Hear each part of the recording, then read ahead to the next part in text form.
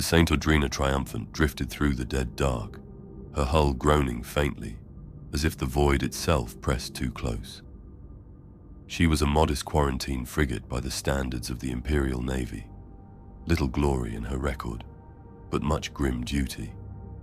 Her task was to investigate what others feared to touch, and to burn what could not be saved.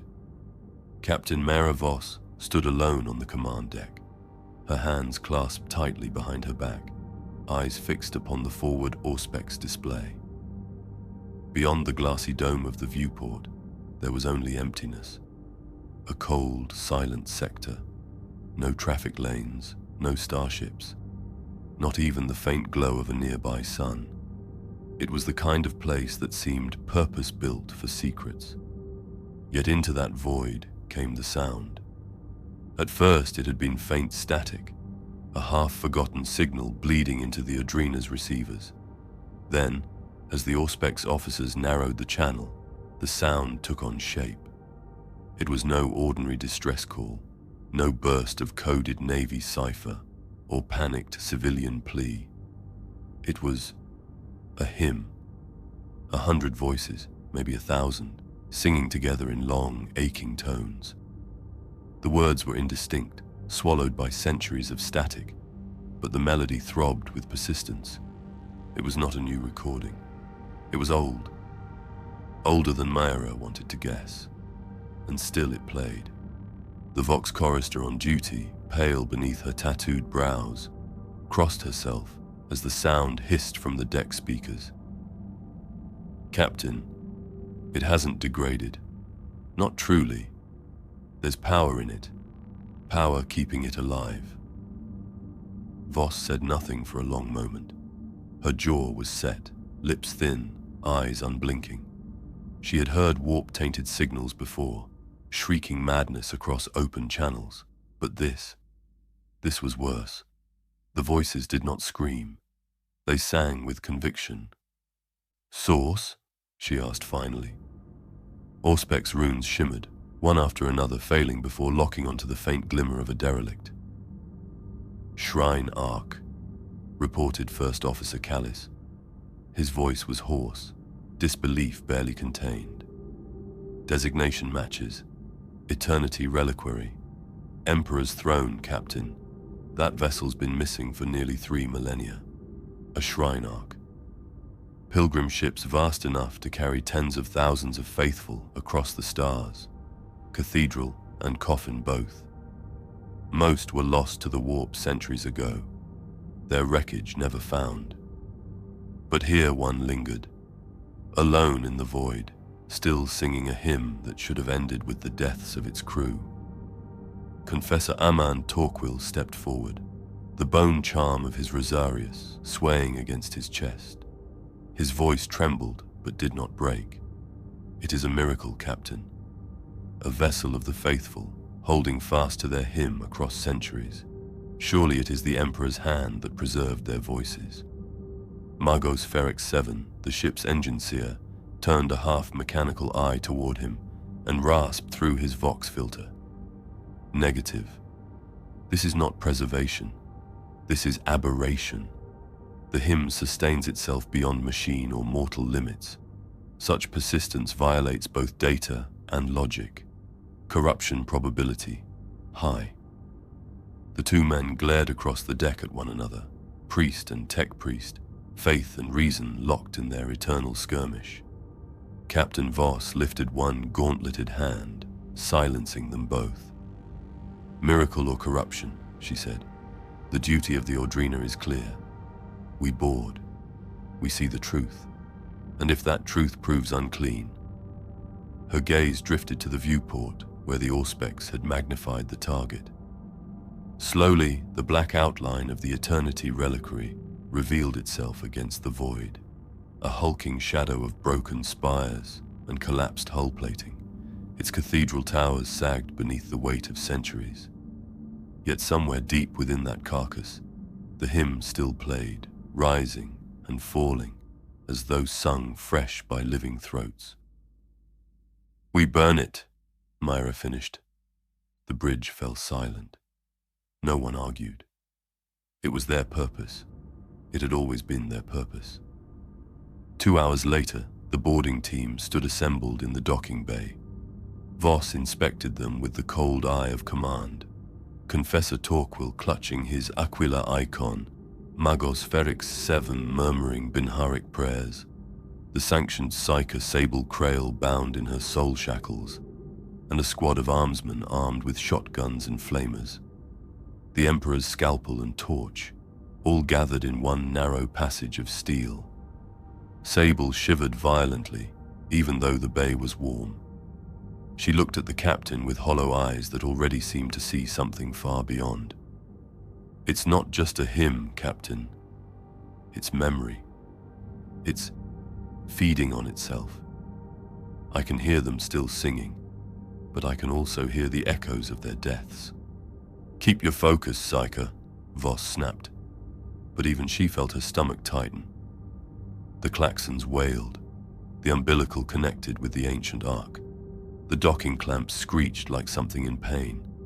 The boarding corridor extended slowly, sealing against metal that no human hand had touched in 3,000 years. The airlock hissed open. The first breath that came through was not stale or dead, but sweet. Too sweet. Like incense left to rot, or fruit left too long in the sun. One of the armsmen gagged behind his rebreather. Captain Voss lifted her last pistol, steady and cold. Formation. We go in. The team advanced into the waiting dark. The corridor beyond was wide, its vaulted ceiling supported by columns etched with devotional scripture. Yet every inch of scripture was obscured beneath a film of green-black growth.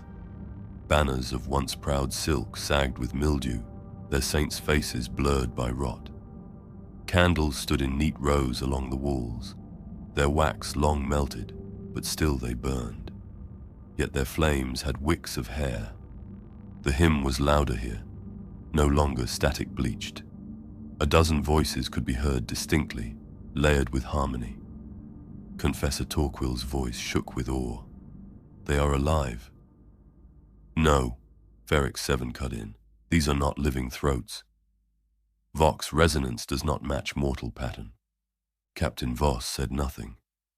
She felt the hymn in her teeth, in the marrow of her bones, as if the very ark itself was singing. They moved deeper. At the first junction, Maera lifted a hand for halt. Her Auspex officer checked the flickering device and frowned. Captain, biomass readings, significant, but they're everywhere. No distinction between walls, machinery, or crew. The Auspex wailed, then died. The hymn surged louder, almost triumphant. And ahead, in the flickering half-light, something shifted. A silhouette hunched at the far end of the corridor, motionless. It was kneeling. It was singing. The air pressed against them as they crossed the threshold. It was heavy, cloying, thick with sweetness that did not belong in the void. Captain Maera Voss felt it cling to her tongue, even through the rebreather, as though each breath were drawn through syrup. She forced herself not to cough, not to let her body betray the unease that gnawed at her gut. Behind her, the armsmen fidgeted, shifting their shotguns uneasily. Their booted steps echoed off the corridor's stone-like plating. The place did not feel like a ship. It felt like a tomb dressed as a cathedral. Devotional banners drooped from the vaulted arches, but their saints' faces were weeping mildew, eyes blurred and mouths sagged with rot. Black rivulets streaked the fabric, and from time to time, a fat bead of moisture would drop with a sound like a slow, deliberate tick. The candles disturbed her more. Thousands of them lined the alcoves, their wax long since melted into grotesque rivers down the stone ledges. Yet still they burned, each flame faint and wavering, as if nearly extinguished. When Voss leaned close, she saw the wicks were not cotton nor thread. They were strands of human hair, singed at the tips, oily, curling as they smoldered. She whispered a prayer she had not spoken since she was a child. barely audible even to herself. "Emperor, shield us from lies clothed in light." Confessor Torquil's voice broke the silence, low and reverent. This ark was consecrated in the days before M36. Pilgrims from a dozen systems would have filled these halls. Every hymn they carried, every prayer they whispered, recorded, preserved. Imagine if such devotion endured beyond death. Imagine if their song still lifts to him on terror. Voss did not look at him. She kept her pistol raised, eyes scanning the gloom. Imagine instead, Confessor, why the Emperor allowed them to vanish for 3,000 years. A faint rasp of static cut her off. It came not from her vox bead, but from ahead. Something moved. They followed the sound deeper. The corridor opened into a vast pilgrim deck. Rows of pews stretched out beneath vaults of carved stone. In the far distance, statues of imperial saints towered with hands raised, their features eroded by black growth. Every surface seemed slick, as though the ark itself had begun to sweat. And there at the foot of a toppled altar, a servitor knelt. It was ancient. Its once white robe had decayed into tattered strands, clinging to a skeletal frame of steel and bone. Its head was bowed, its vox grill stuttering with a static warped prayer, but the words were not intelligible. Instead, with each garbled syllable, faint spores puffed into the air, drifting like dust motes in the glow of the team's lumen lamps. One of the armsmen gagged and pulled his mask tighter. Another raised his flamer instinctively, finger twitching against the trigger. "Hold," Voss ordered sharply. The servitor shifted. Its skeletal hands clutched at the altar stone, its joints grinding. Its head rose slowly, painfully, the sound of rusted pistons groaning. Its vox grill crackled. Glory, ever, eternal. The hymn, the same melody they had heard on the Adrena. Only now it was not a chorus. It was one broken voice, coughing the notes like smoke. Psyche Sable Krail gasped, staggering back until her chains clinked. Her eyes rolled white, breath ragged. It's not just singing. Emperor, help us. It's listening. Ferric Seven's mechadendrites whirred as he extended a sensor array toward the servitor. Binary clicks rasped from his vox as he passed the readings. Corruption confirmed. This machine has exceeded viable maintenance cycles by at least 20 generations. Function persistence probability, 0. This unit should not operate, should not exist. Torquil raised his aquila high, voice trembling but fierce. Then it is no longer a servitor, but a vessel for something else. Stand aside, Magos. He approached with slow, deliberate steps. The hymn grew louder in the chamber, swelling from faint static to a full-bodied chorus. Yet no other source revealed itself. Only the lone servitor, its vox grill splitting and leaking spores with every note. "By his light," Torquil intoned, pressing the aquila toward the servitor's face. "I banish all corruption, all rot, all lies." The servitor's head jerked, its jaw clattering open wider than the metal hinges should allow. A spray of spores erupted into the confessor's faceplate, hissing as they struck. The armsmen shouted, some raising weapons, others pulling back. The hymn surged again, now filling the entire deck. Voss felt her eardrums quiver, her vision swim.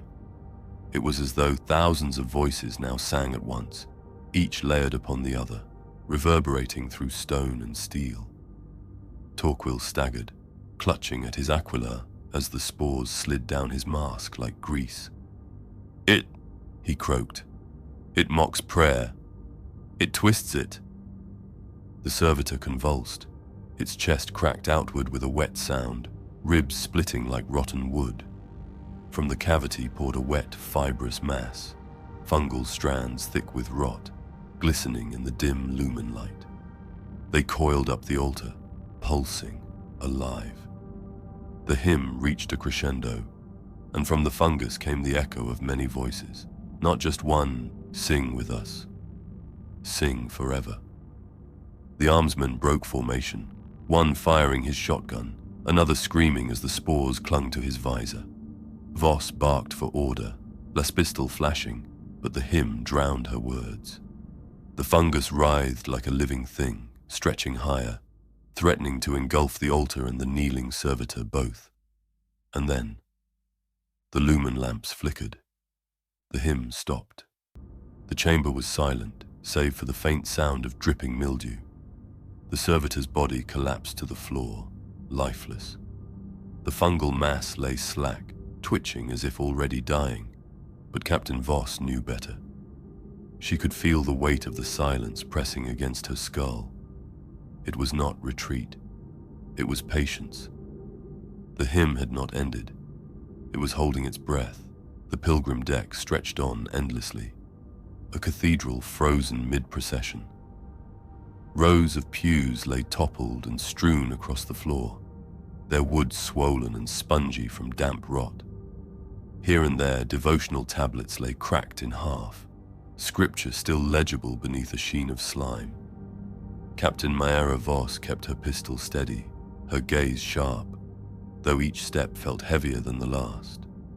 It was not the weight of armor or fatigue, but of atmosphere itself, pressing down as though the void wished to bury them inside this ark. "Captain," murmured First Officer Callis, running a gloved hand across a broken lectern. This wasn't just a ship. It was a reliquary. Ferric Seven's augmetic eye pulsed red as he scanned the ruined chamber. "Affirmative. Data nodes indicate storage of liturgical records, machine spirits dormant, interference anomalously high. They found a shattered cogitator cluster at the far side of the deck." Ferrix knelt, his mechadendrites probing the corroded cables. A burst of static hissed from the machine as it flickered to life. Its cracked lumen screen glowed faintly, displaying text fractured and scrolling. Voss and Torquil leaned close as the words crawled into view. Eternity Reliquary. Embarked M 34.225. Pilgrims bound for the halo stars, seeking the eternal song. Promise of voice beyond death. The choir eternal shall be wrought. Torquil's lips moved as he read, his voice unsteady. The eternal song. A promise of unending worship. They believed their hymns could outlast their flesh. They were fools, Voss muttered, or victims of lies. Ferrix's vox clicks rasped in disapproval. Correction. Data suggests intentional engineering. A device, designation uncertain, may have been constructed to preserve vocal resonance indefinitely. Sable Krail staggered back from the cogitator, blood streaming from her nose. Her soul shackles clinked as her body convulsed. "It's not just writing. It's memory," her voice cracked. "The log remembers being read. It wants to be remembered. The words loop, they repeat. They sing when you turn away." One of the armsmen cursed, muttering a litany under his breath. Another crossed himself and refused to look at the screen again. "Shut it down," Voss ordered. "We won't linger on poison dressed as scripture." Ferrix yanked the power lines loose. The lumen faded, but the faint impression of words seemed to linger in the air, as though burned into their vision. They pressed deeper into the shrine-ark. The hymn pulsed faintly through the walls, sometimes clear, sometimes muffled, always present. In one narrow chapel they found candles collapsed into grotesque wax puddles. Some had been smashed flat underfoot, cracked and ruined.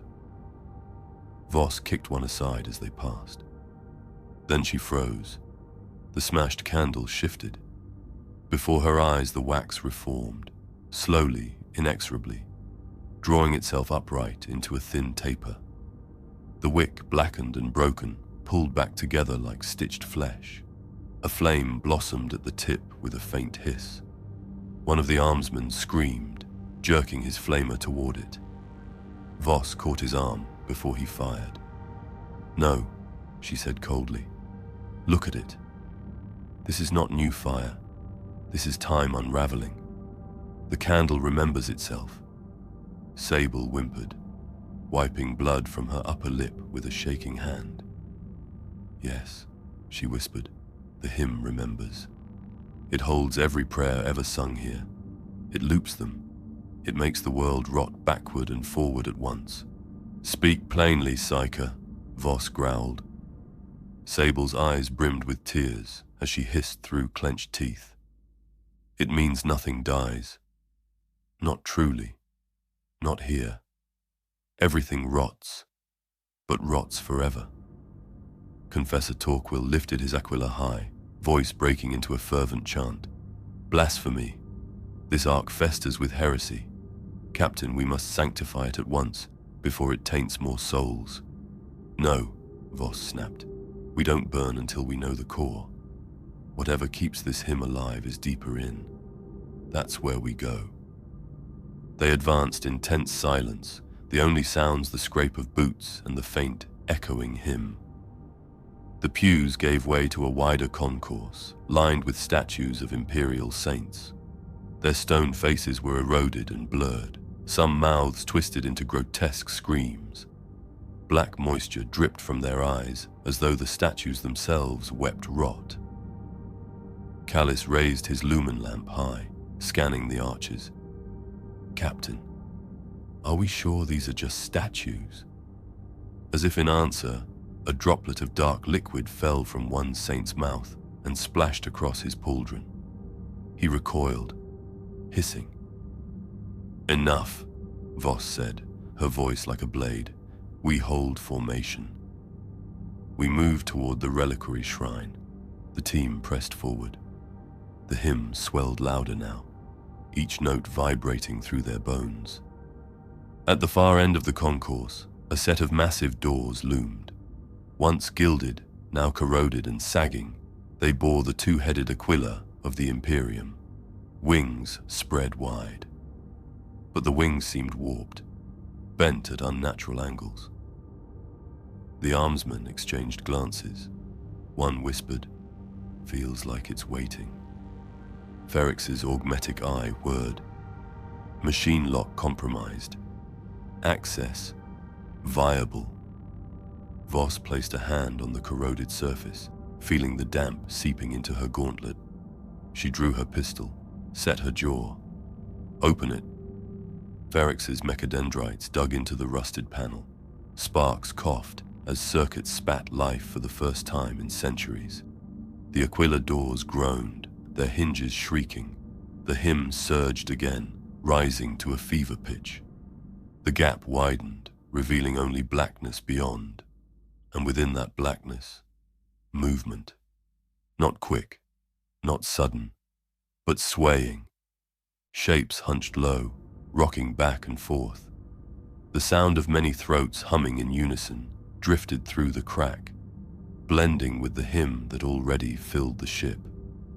One of the armsmen raised his flamer, eyes wild. "Emperor, save us." They're still singing. The hymn drew them onward. Each corridor seemed to funnel into the heart of the ark, the air thickening with every step, sweet and suffocating as overripe fruit. Their lumen lamps cut through the dark in pale cones, but even the light felt sluggish, reluctant to move. At last the passage opened into a dome-shaped chamber. Its vaulted ceiling rose high above, carved with reliefs of saints whose faces had been eaten by mildew. At the far side loomed the observation viewport, a massive curve of glass steel meant to display the glory of the void to pilgrims on their journey. But the void beyond was not empty. Captain Maera Voss stepped forward, boots echoing against the slick deck. Her breath hissed through her rebreather as she stared at the sight before her.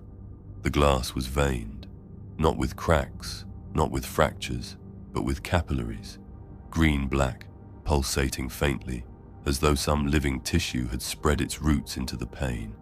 The veins branched outward in intricate patterns, a grotesque parody of stained glass, throbbing in rhythm with the hymn that still echoed faintly in the chamber.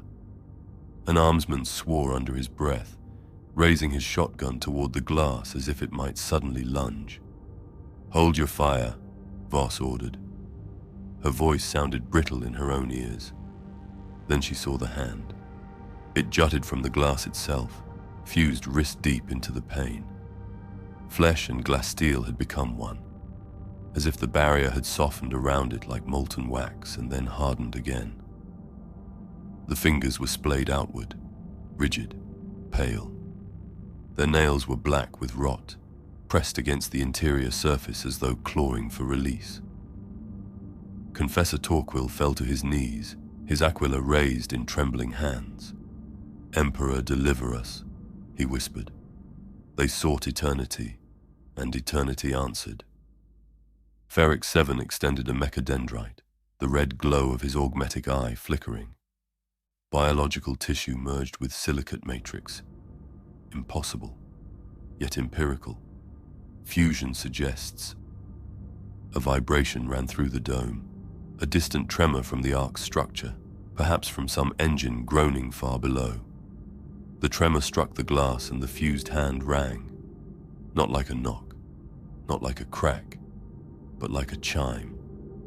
A faint crystalline note that echoed into the chamber, pure and delicate. One armsman clutched his stomach, doubled over. Vomit splattered onto the deck as he tore off his mask to retch. The others shouted at him to seal it again, fear thick in their voices. Another armsman staggered closer to the glass, lumen trembling in his hand. His eyes were wide, sweat slicking his brow. "Captain," his voice cracked. "It's tapping. I swear it's tapping back." "No," Voss snapped, but even she heard it now. A faint rhythm beneath the hymn, subtle, deliberate. Tap, tap, tap, tap. Her skin prickled. Morse? A code? A prayer? Sable Krail screamed suddenly, clutching her head. Blood streamed from her nostrils again, her shackles rattling as her body convulsed. "It's in the glass! Emperor's mercy. It remembers the void. It remembers falling." The hymn surged.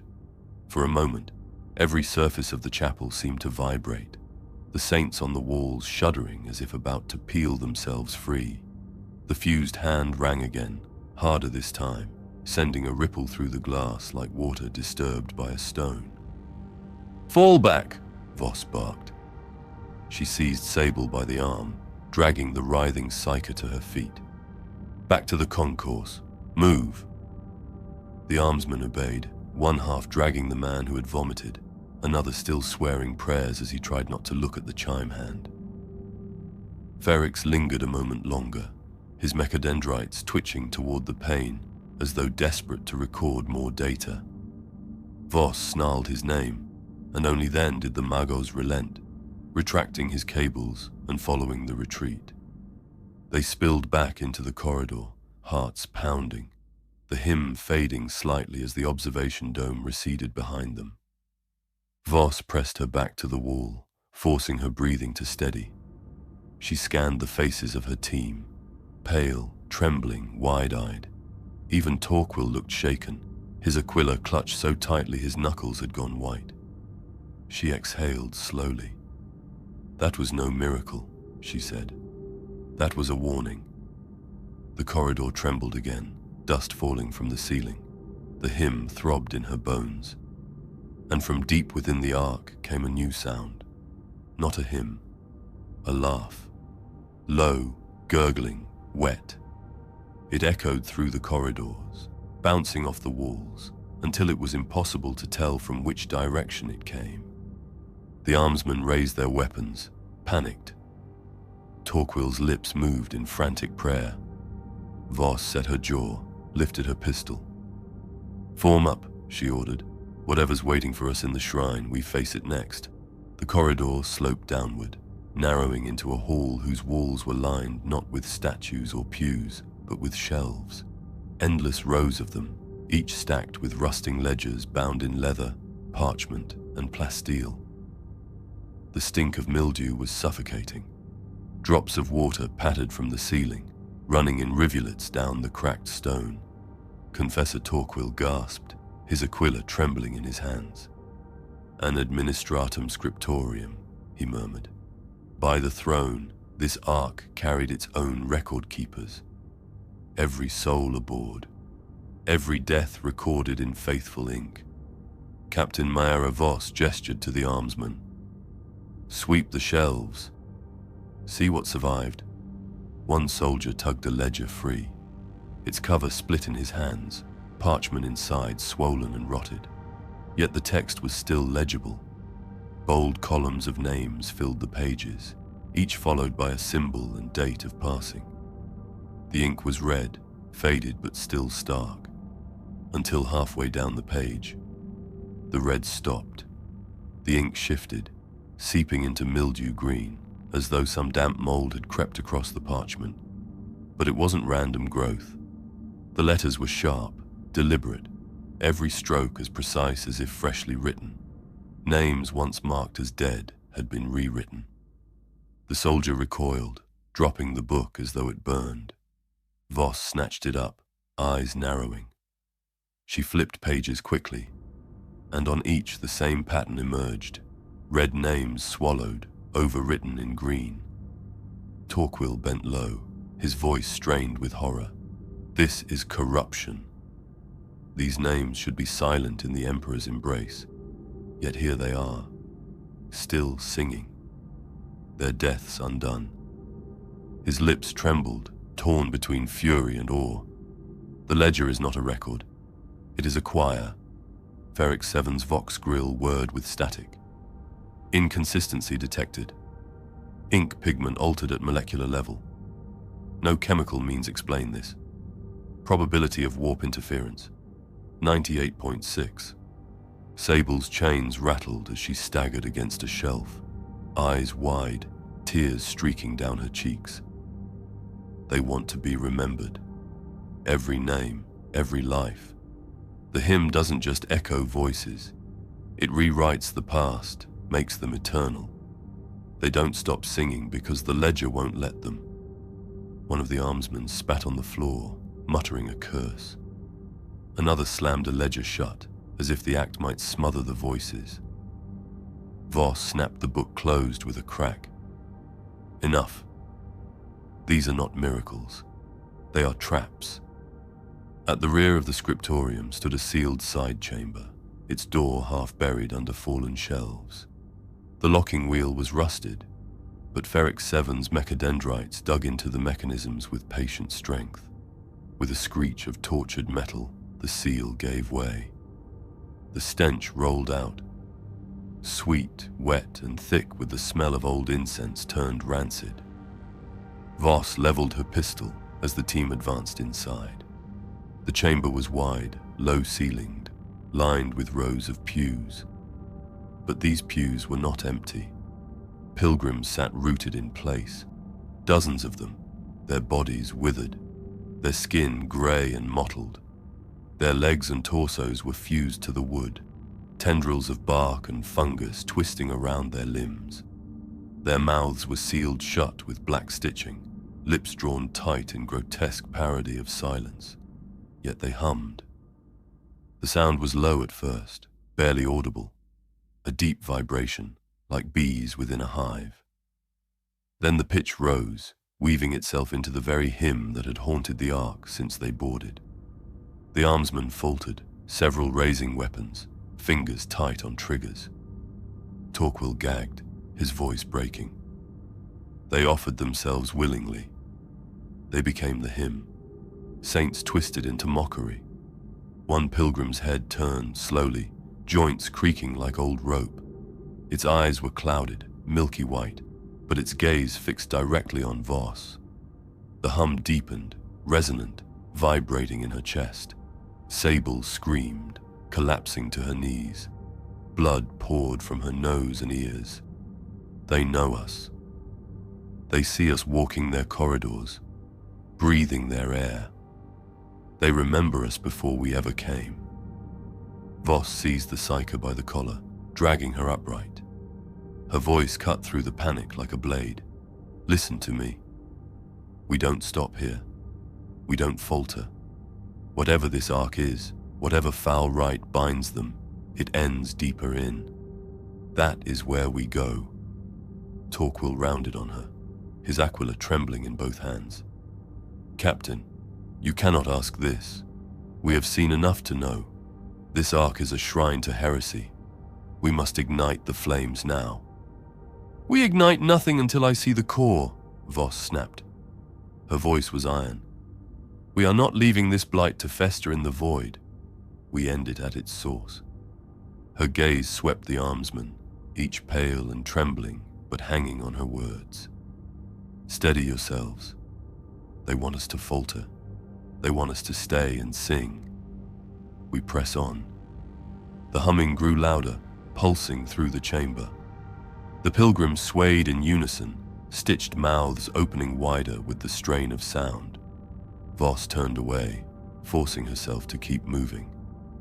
Her boots echoed against the stone as she led them back into the corridor. Behind her, the stitched pilgrims hummed a final, rising note, so piercing it rattled their teeth. The doors slammed shut behind them, but the vibration lingered in their bones long after. The hymn followed them deeper, louder, as if the ark itself was singing now. Every corridor thrummed, every surface seemed to breathe. Ferric 7 scanned the walls with his augmetic eye, static buzzing from his Vox grill. Structural readings inconsistent. Ark is alive. Suggest immediate immolation. No, Voss growled. We see this through. The corridor ahead split into two paths, one plunging into the engine room, the other rising toward the reliquary shrine. Both pulsed faintly with green light. The team hesitated, the hymn pressing at their skulls, urging them to choose. And then the walls themselves shifted faintly, like lungs drawing breath. Now it was a place of blasphemy.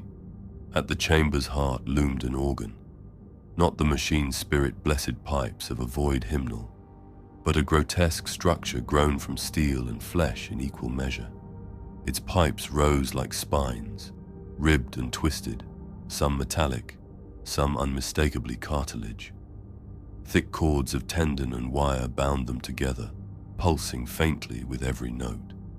The bellows were not leather, but stretched banners painted with faded scripture, sagging as they inflated and deflated in rhythm.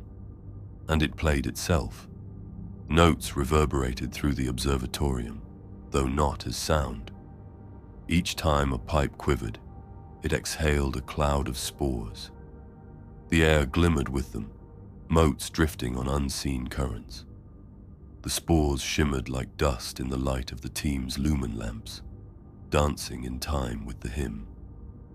One armsman gagged into his rebreather. Another coughed violently, his mask filters hissing as spores clung to the surface. Captain, Ferric 7 rasped, mechadendrites twitching in agitation. Structure is hybrid, organic and mechanical, impossible, yet empirical. This device is engineered to convert biomass into resonance, not merely sound, memory, persistence. Confessor Torquil raised his aquila, his voice ragged. It is a profane choir, a shrine to eternity. Burn it, Captain. Burn it now. Before Voss could reply, one of the armsmen screamed. The man had stumbled too close to the drifting spores. They clung to his exposed skin where his glove seam had torn, burrowing into the flesh like fine worms. He clawed at his wrist, shrieking, as black tendrils spread beneath the surface of his skin. His veins bulged green-black, pulsing in rhythm with the organ's hymn. His scream faltered, his lips quivered, and then he began to hum, low, steady, perfectly matched to the notes exhaling from the organ. The other armsmen recoiled in terror, raising weapons. "Help me!" The man sobbed between hums, tears spilling from his eyes. "Emperor, forgive me, I can't stop, I can't." His voice slipped back into the hymn, resonant, unwavering. Voss's heart clenched, but she did not hesitate. She leveled her pistol and fired. The last bolt struck him squarely in the chest. He fell back into the cloud of spores, the hymn still whispering from his throat, even as his body convulsed and went still. The spores rose eagerly, curling through the air as though savoring the death. Silence fell, broken only by the organ's endless exhalation. One of the surviving armsmen cursed and tried to steady his shaking hands on his shotgun. Another began muttering prayers under his breath, his voice cracking. Torquil glared at Voss, his face pale but furious. You see what this place does. The Emperor himself cries out for immolation, yet you drag us deeper still." "Enough," Voss snapped. Her voice was steel, but her stomach churned with the image of the man's veins pulsing green. "We press on. We are not finished until I see what drives this hymn." Sable Krail staggered forward, her chains rattling as she pointed a trembling finger toward the organ. Blood still leaked from her nostrils, drying in crusted streaks down her face. "It's only an instrument, Captain. Don't you see? This is just one voice in the choir. The hymn doesn't begin here. It doesn't end here. Something deeper sustains it. Something older." Ferric 7 tilted his augmetic head, binary static hissing. "Affirmation. Device exhibits control structures. Signal originates deeper in the arc. Probability high that central node exists. A core." Torquil spat onto the floor. "A demon's heart, no doubt. A shrine to Nurgle's rot. And you would lead us into its maw." Voss ignored him, though his words cut close to the fear gnawing at her own thoughts. She scanned the chamber, eyes following the tendrils of tendon and wire that spread outward from the organ. They slithered into the walls, burrowing deeper into the ship's guts. Her jaw tightened. "We follow the roots." The armsmen shifted nervously, but none dared defy her. Sable wiped the blood from her face with a trembling hand, her voice a whisper. "The hymn is waiting. It wants us to come closer. It already knows the shape of our deaths." The team retreated from the observatorium, the organ still pulsing behind them, spores drifting like incense smoke in their wake. Every note seemed to follow, resonating through the corridors, echoing in their bones. They reached a junction where the walls themselves seemed to ripple faintly with each vibration. Veins of black-green growth pulsed like arteries, carrying the hymn deeper into the arc. Captain Voss raised her pistol, scanning the branching corridors. "We go to the heart," she said. Ferrix adjusted his augmetic eye, data streaming across the red glow. Central sanctum located 2 decks down. Structural integrity compromised. Probability of collapse, 58%. Torquil raised his aquila, eyes burning. "Then collapse it we shall, with fire and faith. That is the Emperor's will." Voss met his gaze coldly. "The Emperor's will is truth, and the truth lies in the heart." The hymn swelled as though mocking her words, and from the corridor ahead came an answering note. Not from the organ, not from any machine, but from voices. Dozens of them, rising in unison. The sound of pilgrims still singing. The stairwells narrowed as they descended, the stone giving way to rusted steel. The air grew hotter, thicker, as if the ark's very breath exhaled from below. The hymn thrummed faintly in the walls, vibrating along the railings beneath their gloves. Ferric 7's optics flickered, mechadendrites twitching as he whispered binharic prayers to calm his augmetics. "We approach the enginearium," he rasped, heat signatures rising. Power flux detected. Structural anomalies. unquantifiable. The passage spat them into a vast chamber. The enginearium should have been a cathedral to machine function, plasma conduits roaring, coolant pumps chanting in mechanical rhythm, the reactor core glowing like a miniature star. Instead, it was a blasphemous garden.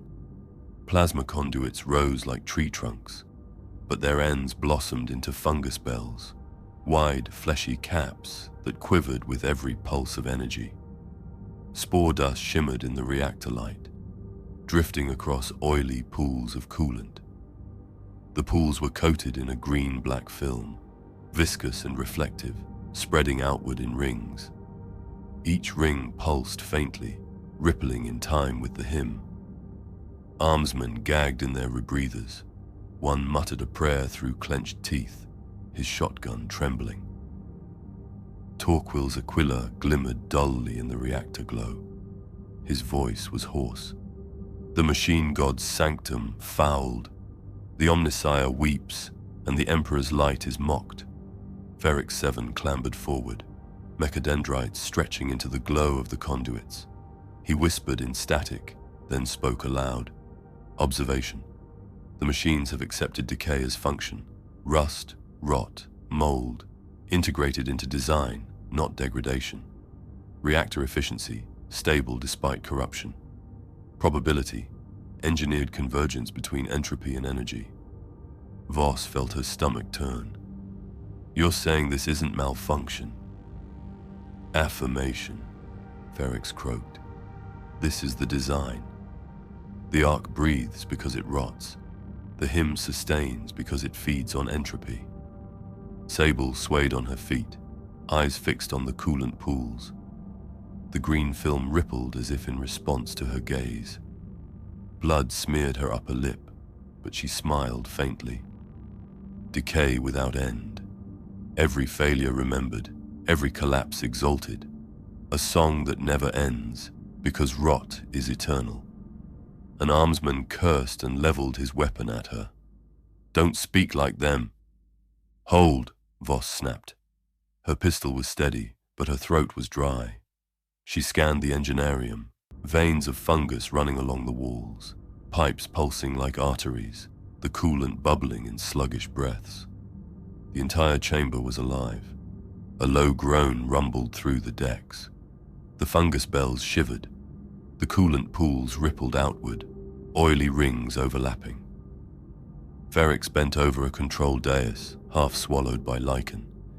His mechadendrites scraped at its surface, peeling away fungus until faint runes flickered to life. The green glow of corrupted energy pulsed beneath his hands.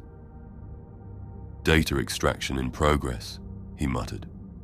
Binary static warbled from his Vox grill. Power loop engaged. Shutdown attempts rerouted. Fuel source, decay. Waste converted into energy cycle. Death feeds engine. Entropy infinite. Torquil's voice rose in fury. Heretical madness. This ark is not a shrine. It is a blasphemous cathedral of rot. Burn it, Captain. Burn it to the hull. Voss clenched her jaw, fighting the tremor in her hand. If Ferrix is right, we can't. The engines don't break because breaking is their function. Decay itself is power. The hymn swelled, vibrating in their skulls.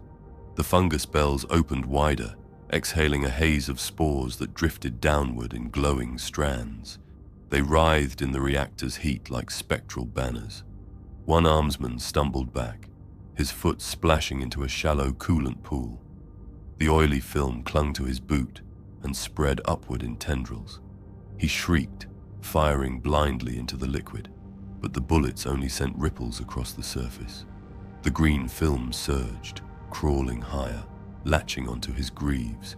The others rushed forward, dragging him free. His boot was half dissolved, the leather sagging, metal fused with oily growth. Beneath, his skin blistered and peeled. Containment impossible, Ferrix croaked. Decay adapts. Every intervention fuels its spread. Attempted resistance only strengthens him. Voss's mind reeled. Every step deeper confirmed the same truth. The ark was not simply infected. It had been rewoven. Machinery, faith, and flesh, all made to serve one endless purpose. She forced her voice steady. Then the rot is the choir. The ark itself is singing. Sable giggled, blood spattering her chin. Her voice was faint but eerie, laced with something that wasn't entirely her own. Yes, yes. Every spore is a note, every rusted beam a verse, every name in green a chorus. You hear it, don't you, Captain? The hymn doesn't just echo, it consumes. You're already humming along. Voss turned on her, pistol raised. Enough! The psyker froze, trembling, but her wide eyes glimmered with something almost rapturous. The enginearium groaned again. The coolant pools boiled. The fungus bells belched spores in violent clouds. And beneath it all, a deep resonance rose. Not from the conduits, not from the engines, but from below. The hymn had a source deeper still. Voss's blood ran cold. Her voice was barely a whisper. If this ark is the choir, what lies at its altar? The passage narrowed into a vaulted hall. Lumen beams swept across rows of pews, the wood sagging under the weight of centuries. For a moment it seemed deserted. Only dust, mildew, and faint threads of incense smoke curling from shattered braziers. Then the pilgrims stirred. At first Maera thought them corpses. Their robes were rotted, their skin grey, their eyes clouded like dead glass. Roots and fungal tendrils had grown through their torsos, pinning them upright in their seats, as though nature itself had chained them to worship forever. Their lips were blackened, cracked, and then they sang, not with the strength of choirs, nor the volume of a hymnal, but with a steady, unbroken note. Dozens of voices woven together, ragged yet perfectly synchronized. The sound thrummed through the hall, seeping into the marrow. The armsmen raised their weapons in panic. One muttered a frantic prayer, another tightened his grip so hard the shotgun creaked. Confessor Torquil staggered, face blanching as he clutched his aquila. Emperor, preserve us. Maera felt the hymn brush against her mind like a hand stroking the back of her neck. She flinched, but did not step back. She forced herself forward, boots echoing down the aisle. As she neared, the voices swelled, and for the first time, the words became clear. No more ledgers in red. No more silence in the grave. Only green. Only eternity. Maera froze. Her breath caught in her throat. She saw names flickering in her mind's eye. The names of her dead. Crew lost to the void on past voyages. Cut apart by raiders, consumed by reactor fire, vanished into warp storms. She remembered each one as if etched into her skull, the ink of their memory forever red. But the voices whispered differently now. Their names glowed green in her vision, shimmering with impossible promise. Not forgotten, not silent, still singing. Her chest ached, her hands trembled. Was this what the hymn truly was? Not damnation, but deliverance. No more endless mourning, no more tallying of loss after loss in ledgers that only ever filled with red. An eternity where every life was remembered, where every voice endured. She felt her lips parting, almost mouthing the words back. Green, eternal, never lost. Captain. Torquil's voice cracked like a whip. His aquila blazed in trembling hands as he fell to his knees. He ripped open a censer, sparks scattering as coils of incense smoke poured forth. His voice rose into a scream. Litany of abjuration, by the throne be silent. The smoke coiled through the chamber, choking and acrid. The pilgrims wept. Not tears but spores, drifting from their eyes in shimmering threads. Their song faltered, staggering into a ragged wail, though the words still lingered. Green, eternity, Sing with us." The armsmen coughed violently, their rebreathers straining as spores filled the air. Sable collapsed against a pew, her chains rattling, blood streaming freely from her eyes. She sobbed, her voice half hers, half something else. "They're not lying. They're not. Oh, Emperor, they're not lying." Ferric Seven's Vox grill shrieked binary static, his augmetic eye spasming with flickering data. Resonance. Interference detected. Warp-coded signals embedded in song. Suggest retreat. Suggest. His voice broke into corrupted shrieks.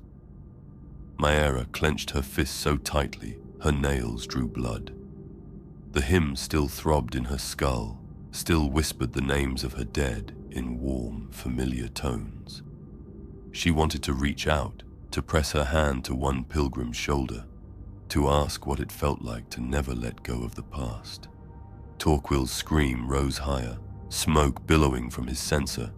His voice shredded itself raw. "Begone, heresy! Begone, false choir! By the Emperor's light be cast down!" The pilgrims shuddered as if struck, their stitched mouths straining wide, their song warping into a howl. Spores rained from the rafters, coating the pews in glistening green. The hymn wavered, fractured. Maera staggered back, gasping for breath. The vision of green ledgers faltered, flickered, and then shattered. She was left with only the ash-thick air, the screams of the pilgrims, and the pounding of her own heart. But even as Torquil's litany ripped through the chamber, even as the hymn faltered, she knew she had heard the truth beneath it. It had offered her what the Imperium never could. Not obedience, not silence, remembrance. And part of her still wanted it. The pews cracked as the pilgrims writhed against their roots, spores bursting from their bodies like clouds of ash. The armsmen fired wildly into the mass, lass fire cutting through rotted flesh, but the song refused to die. Sable's head snapped up, eyes blazing with psychic light. Her voice rose in a shriek not her own. "The choir has promised you eternity, Captain, and it does not break its promises." The Ark's hymn drove them downward. Every corridor vibrated with it now, not as sound, but as a rhythm thrumming through marrow and nerve. Doors opened of their own accord, bulkheads groaned on hidden hinges, and always the hymn guided them deeper, like a hand upon the back of the skull, pressing forward into shadow. The survivors moved in silence save for the rasp of rebreathers and the scrape of boots on rust. The armsmen carried their weapons like crucifixes, barrels shaking with exhaustion and terror. Ferric Seven whispered Binharic mantras to keep his augmetics from seizing. Torquil's lips moved in prayer, words spilling raw and hoarse. Captain Maera Voss led from the front, her pistol steady, her thoughts anything but. The hymn lingered inside her, offering memory without loss, voices without silence. She could still see the green ink in her mind, still hear the promise of eternity. At last the stairwell spat them into a sanctum, vast as a cathedral. The choir engine lay before them. It rose like a throne built from madness.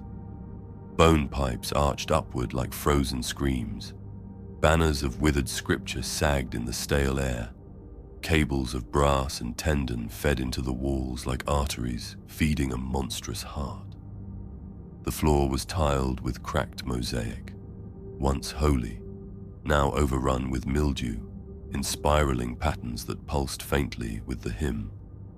The air shimmered with spores, drifting in clouds that glowed faintly green in the light of their lumens.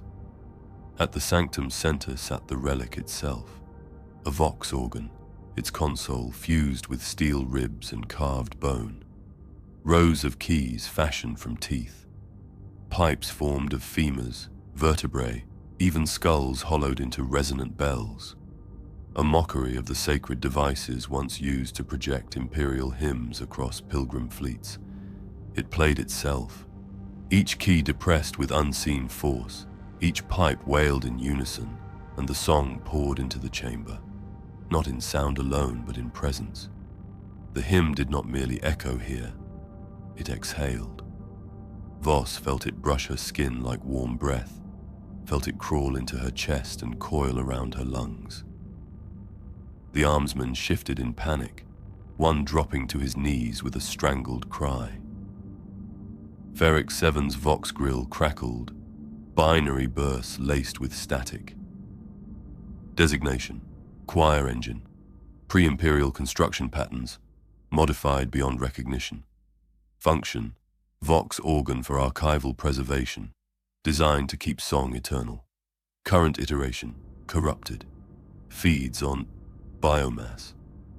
He twitched, sparks flickering along his mechadendrites. Correction: feeds not on flesh alone, feeds on life itself. Souls bound into endless decay. Function repurposed. Eternity achieved by consumption. Confessor Torquil staggered forward, clutching his aquila so tightly, blood ran from his palms. His eyes were wide, brimming with horror. By the golden throne, it is a reliquary of damnation, a throne for heresy. Every name in green, every hymn we heard. It was not memory. It was theft, a harvest of souls bound to rot forever. One armsman broke then, firing his shotgun into the engine. The blast tore through banners, shattering bone pipes, spores bursting like luminous dust. The hymn faltered for a heartbeat, then roared back louder, richer, as if the violence had only fed it. The man screamed, dropping his weapon as spores crawled under his skin.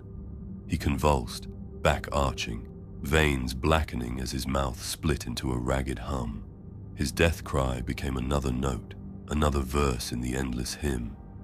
The others recoiled, terror in their eyes. Voss grit her teeth, forcing down the bile in her throat. Weapons do nothing. Everything we strike only strengthens it. Her gaze locked on the console, its teeth keys chattering under invisible hands. If we kill it, we must do so at its heart. Sable Krail collapsed beside her, chains clattering against the mosaic.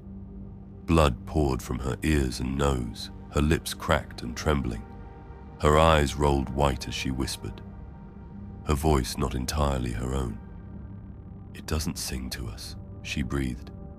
Her lips curled into a faint, terrible smile. "It sings with us. Every word we speak, every breath we take, it remembers. It folds our voices into its choir. We are part of it already." Voss knelt beside her, gripping the Psyker's shoulders. "Fight it. Stay with me." But Sable only giggled weakly, flecks of blood staining her teeth. "Can't you hear it, Captain? The Emperor's name in green. No silence, no loss, only eternity. Your crew, your family, every name you wrote in red. They're still here, waiting, singing. You could join them." The words sliced into Maera's chest. For an instant she saw them again. The names of her lost crew, faces smiling, lips moving in perfect harmony with the hymn. No more red ledgers, no more mourning, no more loss. Her hand trembled on her pistol. Torquil's voice shattered the vision. He strode forward, censer swinging, smoke billowing in choking waves. His face was contorted with fury and grief. "Blasphemy! It offers false salvation. These voices are not your crew, Captain. They are prisoners. Damned souls screaming in honeyed tones. Look beyond its mask." The pilgrims rooted into pews above began to weep spores, their stitched mouths straining open as the hymn surged louder. The spores rained down like luminous ash, coating the floor, the banners, the survivors' armor.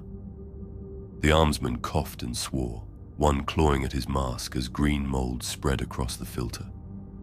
Another began to sob uncontrollably, muttering the names of his family until his voice joined the choir without his will. Ferric staggered, sparks spilling from his optics. His mechadendrites scraped against the walls as he howled in binary static. Feedback loop detected. Him. Integrates data streams.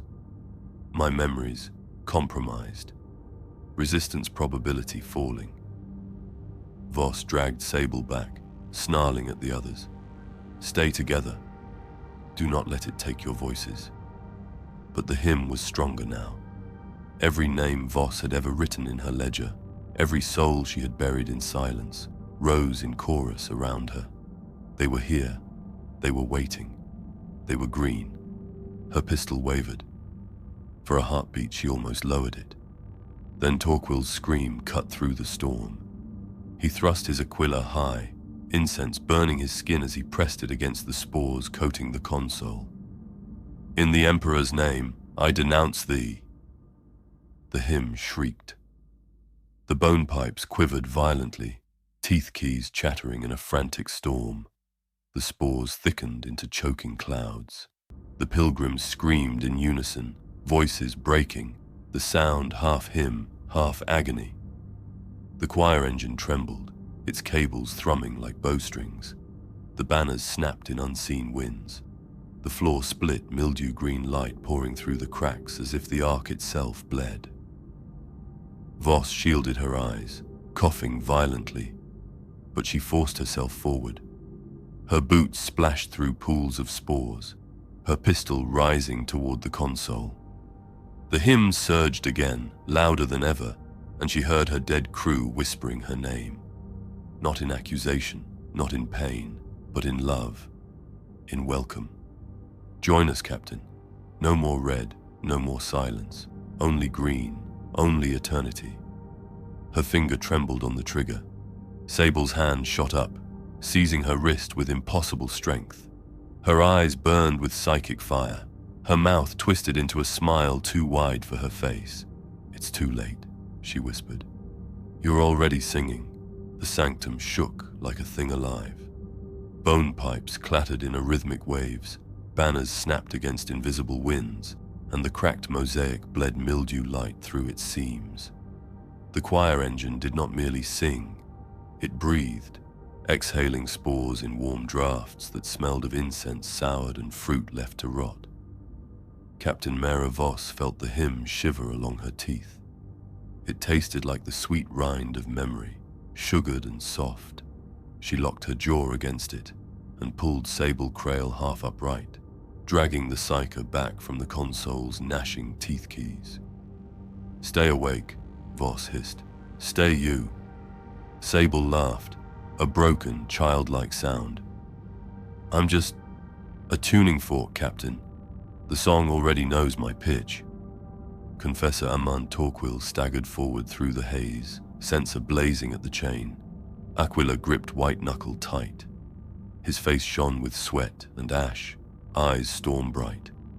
Again, he barked to himself more than to anyone, voice ragged. Again, the litany. The hymn changed key. It moved in a way music should not, sliding from cathedral minor to a tender shape that did not belong in ruins. Beneath the bone house thunder, a new voice rose, small, clean, perfectly remembered. Amand. Torquil froze so completely, the sensor's coals swung on momentum alone. The name, the voice, found him like a spear through armor. Amand, the hymn sang, her timbre flawless. You were late for the harvest bells. You promised you wouldn't be. You promised. Voss looked at him. She had never seen him as anything but brass and flame. Now she saw the boy underneath, raw, stunned, stricken. Do not answer, she snapped. He didn't. His lips moved without sound.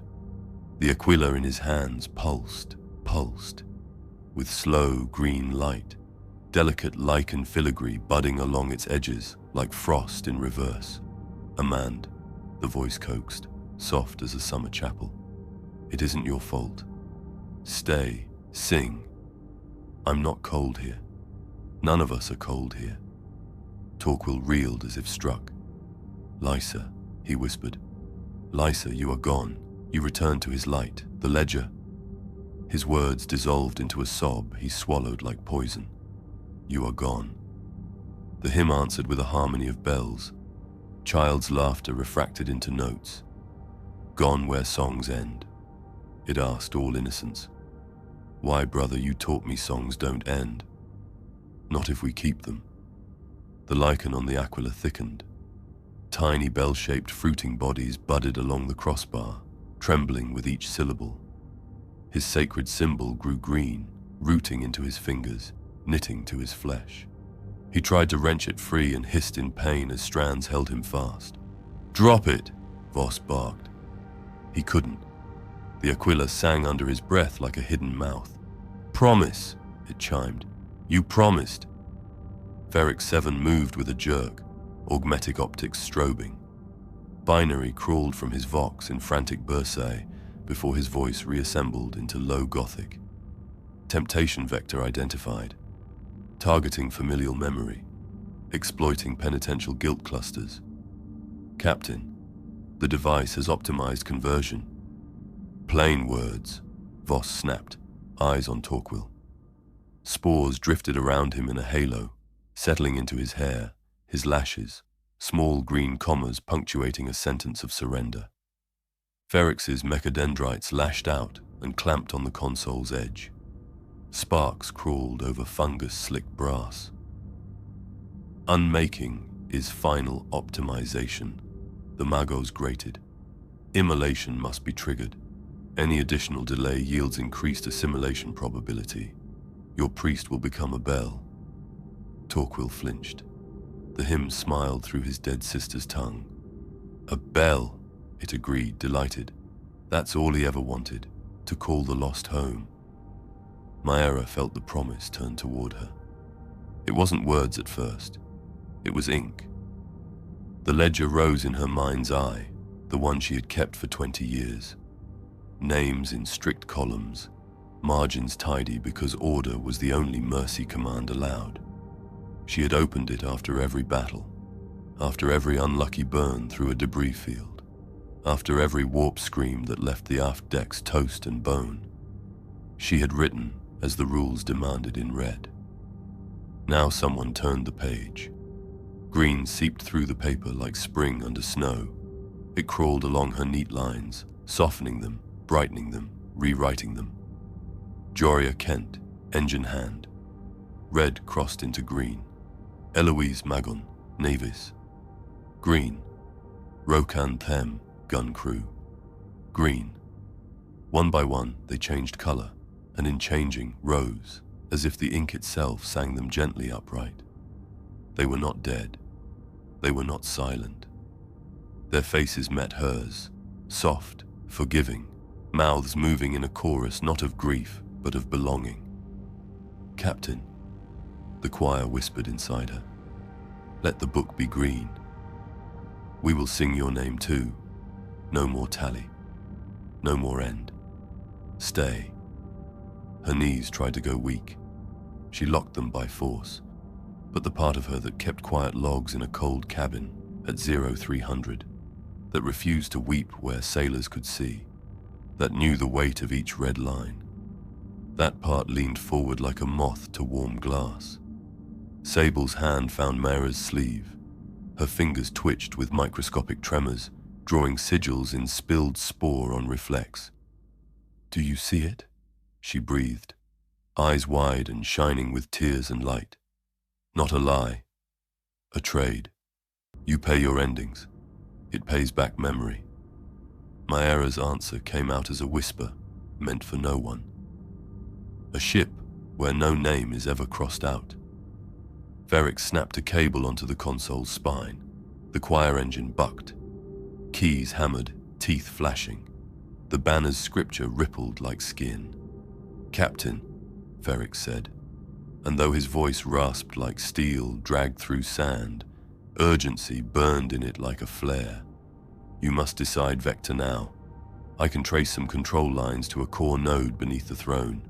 Charges there create highest probability of total failure. Torquil groaned, staggering. The lichen aquila had climbed his wrist, rooting into his pulse. The green bells on it shook as his dead sister, No, as the hymn with her remembered timbre sang his name again. Amand. It hurts to be alone. Stay. He stared at the icon fused to him, horror draining the color from his face. Release me, he whispered. Not to the hymn, not to Voss, but to the Emperor. Please. Ferrex's cables tightened. Unmaking is final optimization, he repeated, louder, drowning the softer music. Immolation must be triggered. The word immolation cut across the sanctum like a knife. It had weight inside Maera's skull, weight made of torpedo arming codes, of last resort protocols every captain learned and swore never to use until the day they must. Plan it, she said, voice flat from training. Routing, timers, redundancies. Ferrex's optics jittered, then locked in a hard red. Acknowledged. We require sacred override rods or melter charges at the node. Manual placement. Access hatch is beneath the throne's plinth. Gene lock sealed. I can persuade it. A mechadendrite flashed a tool that looked like a prayer and a knife at once. The hymn pushed again. The ledger pages fanned by an unseen breeze. Green ink glowed like spring leaves. Names she had never allowed herself to say aloud moved their mouths in time with a choir that sounded just then like home. Sable leaned close, breath warm through the filter. If we turn it, Captain, she whispered, I can invert the melody. Take the pitch and fold it back. Make unmaking a song. It will hurt. It will use me. But I think it will work. Torquil reeled to her side, clutching the aquila that had become a living thing against his ribs. Strands tore from his forearm with a wet sound. He sucked a broken breath through his teeth and held the icon like a brand. We do not turn a devil's hymn, he snarled, sudden fury lighting him from within. We silence it. With fire, with faith. With an ending his eyes found Maera's. You taught me that. Ledger Keeper. When you closed the book on Helion Gate and didn't let me go back for the bodies. An ending is mercy. Mercy. The word landed where the ledger lived. Maera blinked hard, and the green seep retreated a fraction. In its wake she saw the ink as it truly was. Mildew in the shapes of letters, yes, but also possession. Of paper, of memory, of choice. She looked at Sable, shaking, bleeding, smiling like a girl who'd found a secret door. She looked at Ferrex, cables braced like tendons, ready to cut his own certainty open and feed it to the machine if that's what the math required. She looked at Torquil, the aquila blooming with small green bells that chimed heresy and childhood at once. Captain, Ferrex pressed. If we act now, success vector remains above 40. If we wait, it will sing us simple, Sable finished gently, like sugar on the tongue. The choir engine's pipes flexed. The floor's light pulsed brighter through the cracks, pressing color up through dirt like shoots in spring. The hymn laughed softly in a dozen remembered voices. Stay, sing, be green. Maera holstered her pistol. Every head turned. For a heartbeat, the choir swelled in triumph. She reached to her belt and pulled free a black-cased cylinder stamped with both a cog and a skull. The override rod sat heavy in her palm. She held its weight, as if remembering the first time she'd handled one on a Navy range. A thing you never used until you did, and then you didn't speak of it again. She met Torquil's eyes.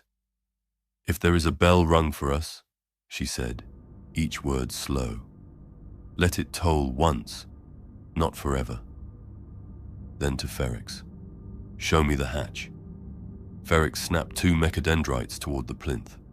Veins of brass and tendon tightened, a panel irised open with a wet metal sigh, breathing spore light from below. Hot air rolled out, thick as sacrament smoke. Behind Maera, the hymn's key slid downward, almost playful. It found a new voice among its millions, gave it breath, and sent it drifting into her ear like a secret. "Captain," it sang, gentle now, familial, green. "Bring the rod to the heart if you must, but bring your ledger too. We will keep it safe. We will keep it full." Maera set one boot on the first rung of the ladder into the choir engine's throat. The pipes above them inhaled. The throne shuddered. The hatch's light deepened to a rich, inviting green. The hatch gaped like a wound beneath the choir engine's throne. Hot air breathed from below, thick with mildew, incense, and coppery tang. The hymn vibrated louder here, rising from the plinth as though the machine itself were a throat, and this the passage into its lungs. Captain Maera Voss set her jaw, override rod clenched in her gauntlet. Its weight was finality, the kind every captain was trained to wield but never wished to. She glanced back. Her survivors were few, armsmen pale and shaking, fingers raw on their shotguns. Ferric 7 hunched over, mechadendrites twitching as if each one fought the urge to worship the machine instead of unmake it. Confessor Torquil's Aquila still sprouted lichen bells, though he had bound it in strips of cloth like a wound he dared not amputate. And Sable Crail, bleeding, trembling, yet smiling faintly, as though she had already heard the last verse. Voss gave the order in clipped tones. "Plan is simple. Ferrix, plant the override rods. Melter charges where the choir engine feeds into its conduits. Armsmen cover him. Torquil, you're with me." She looked to Sable last. "You will. Do what must be done." The Psyker tilted her head, eyes bright with fever light. "I'll invert it. Sing the song backward until it collapses in on itself. But it will take me with it. Tuning forks don't play after they've been snapped." Maera's stomach twisted, but she nodded. "Your sacrifice will be remembered." Sable laughed softly. "In green ink, maybe." Ferrix led 2 armsmen down the hatch, their lumen beams carved through dripping shadows, revealing ribbed conduits packed tight with fungal rot, pulsing like arteries. Sparks hissed from seams as energy bled into spore vapor. One armsman muttered through his mask, "This ain't no ship's heart. This is a beast's gut." The Magos ignored him, tracing the veins of cable and bone with twitching optics. Node junction ahead, access points viable. Their voices echoed back up the hatch to the sanctum.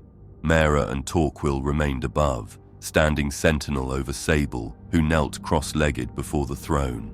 She closed her eyes, chains rattling faintly as her lips moved in soundless rehearsal of the counter-rite.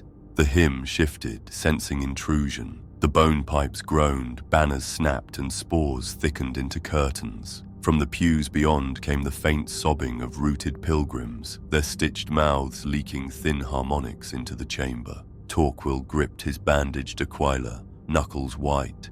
"They know. Emperor preserve us. They know." "Then let them come," Voss muttered, raising her pistol. "We hold." Below, Ferrix drove the first override rod into a socket at the conduit's base. The impact was wet, not metallic, the rod sinking into pulp that oozed green ichor around its edges. His Vox croaked binary approval. "One placed. Energy readings unstable. Recommend haste." The armsman planted the second and third rods along branching conduits. Each time the choir engine screamed, not in sound but in psychic static, rattling their teeth and making their eyes water blood. The hymn faltered, then surged louder, as if compensating with borrowed voices. Above, Sable convulsed, her eyes shot open, blazing pale. "It knows, Captain. It's pulling harder." Voss dropped to one knee beside her. "Stay with me." "It wants me," Sable sobbed, clutching her temples. "I'm its mirror. I hear every note before it plays. It's trying to tune me already, trying to fold me into the choir." Torquil slammed his censer down, coals spitting sparks, smoke billowing thick. He roared the litany of abjuration, voice tearing. "By the throne and by his golden name, you shall not take her." The hymn stuttered, offended by the intrusion of true prayer. Spores hissed and curled in the smoke. For a heartbeat, silence threatened to fall. Then the floor beneath them bucked. From cracks in the mosaic, figures pulled themselves up. Pilgrims half decayed, bones fused with fungus, mouths unstitched and screaming the hymn aloud. Their robes dragged wet across the tiles as they staggered forward, arms outstretched, their voices shaking the air. "Contacts!" Voss barked. She opened fire, las bolts burning through torsos that burst into clouds of spores. Torquil swung his censer like a mace, shattering a pilgrim's jaw, even as smoke poured from the wound. But for each that fell, another rose. The pews had been full. Sable gasped, psychic light flaring from her eyes. "I need time, just a few more verses. Keep them back." Below, Ferrix's vox shrieked, "Fourth rod planted, final node ahead." An armsman screamed over the comms. "It's moving down here!" The conduits, they're alive. The Magos cut him off with binary curses and the snap of welding sparks. Sable spread her hands across the stone, her voice rising into a keening note. It wasn't hers alone. It was the hymn, bent, warped, reversed. Each syllable pulled at the spores, dragging them back toward her mouth, her nose, her eyes. She convulsed as green filaments crawled beneath her skin, glowing faintly through veins. Yet her song held, splitting the chamber with a second melody, discordant, corrosive, but holy. "The blessing of unmaking," Torquil whispered, tears cutting tracks through soot on his cheeks. She sings the silence back into the song. Pilgrims wailed as spores streamed from their bodies into Sable's lungs. They crumpled into husks, their stitched mouths tearing in mute agony. The hymn shook, destabilized, caught between eternity and its mirror. Sable coughed blood, spat green phlegm, but her eyes shone like suns. "Captain, hold me steady." Voss dropped her pistol, seizing the psyker by her shoulders. Sable's bones felt brittle, vibrating with every note. Her teeth chattered as words poured like molten iron from her throat. The floor split wider. Green light flooded the chamber as the choir engine's plinth trembled. From within the hatch came Ferrix's broken voice. "Final rod engaged. Sequence armed. Detonation requires captain's authorization." The hymn faltered into a low moan, like a choir begging not to be silenced. Maera felt it clawing inside her head, whispering the names of her dead again, promising them in green, promising her release from red. No more ledgers, no more loss, just eternity. Don't end us, don't end yourself. Torquil fell to his knees, clutching his aquila despite the vines still pulsing along its edges. His faith wavered, his lips trembling. He whispered his dead sister's name once, then again louder, as though the hymn still clawed at him too. Ferrix's voice rose sharp and metallic. "Captain, command phrase required. Initiate immolation or assimilation probability exceeds 90%. Sable screamed as her body convulsed, psychic fire blazing from her eyes. Her chains rattled as if 1,000 unseen hands pulled them. "Do it now. Finish the rite." Maera's hand hovered over the comm bead at her throat. The override rod waited. The hymn grew desperate, voices swelling from the walls, from the pews, from the very air. Stay, sing, be remembered. No more silence, only green. She clenched her teeth until blood filled her mouth and spoke the words. Authorization, Voss. Immolation. Now. The override rods detonated below. A quake ripped through the sanctum as molten energy tore into conduits, severing arteries of decay. The choir engine screamed, not in harmony, but in shattering static, 1,000 voices collapsing into silence. Sable arched backward, her song blazing brighter until the notes twisted into pure white noise. Her body shook, cracked, and dissolved in a storm of psychic light. Maera held her until nothing was left but ash. The hymn stuttered, gasped, its voices flickered out like dying candles. For the first time since boarding, silence fell. For a moment after Sable's light faded, the choir engine seemed still. The bone pipes drooped, keys slack, banners sagging into silence. Captain Maera Voss stood amidst the ash that had been Sable Crail, her pistol forgotten at her side, her lungs burning with the weight of her final words. Silence in the 41st millennium was never merciful. It was a pause, nothing more. A wet crack split the air. The pews shifted. Root-bound pilgrims who had sagged lifeless only breaths ago twitched in their bonds. Their stitched mouths strained, threads snapping, lips peeling back. One by one, their jaws tore open, green-black spores oozing from between their teeth. And then they sang, not in harmony, not in the hymn's sweet temptation, but in fractured screams that clawed through the chamber. Their voices scraped like bone on stone, shattering the fragile silence Sable had bought with her life. Armsmen staggered back, some firing wildly. Shotguns boomed, lasbolts scorched, pilgrims burst into clouds of rot, but their song did not die. Their throats spilled spores even as their bodies crumpled, the sound vibrating on the air as if detached from flesh. Ferric 7's vox warbled with static. Residual harmonics detected. Immolation incomplete. The rot adapts. Adaptation? Torquil spat, swinging his censer like a hammer into a pilgrim's skull. This is persistence, a hymn of damnation without end. Voss shot another pilgrim through the chest, spores belching from the wound like incense smoke. She felt the weight of her pistol as though it were a relic. Not enough, never enough. Fall back, she barked. We regroup by the hatch. The survivors pushed through the sanctuary, boots crunching spores like snow. Behind them, the pilgrim choir ripped free of their pews, their rooted legs tearing with wet cracks. They toppled, but still dragged themselves forward, not with limbs, but with voice. The sound moved them. Their bodies lurched each time their mouths opened, as if the air itself pushed them forward with each verse. One armsman fired until his clip ran dry, screaming louder than his gun. He swung the empty weapon as a club, smashing teeth and bone. But as he turned, the wall itself pulsed. Moss spread across the mosaic, splitting into a wet bloom of mouths. Dozens of them, raw and lipless, opening wide in unison. They sang. The armsman's scream cut off as tendrils lashed from the moss, curling around his limbs. He shrieked again as he was dragged into the wall, his body pressed into green pulp. His face vanished into a throat that was not his, only for the throat to open wider, his own voice emerging, threaded into the choir.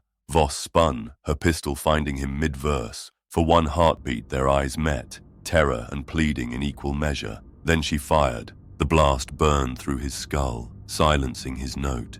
His body sagged, half-swallowed into the moss. The mouths wept spores in response, but the voice was gone.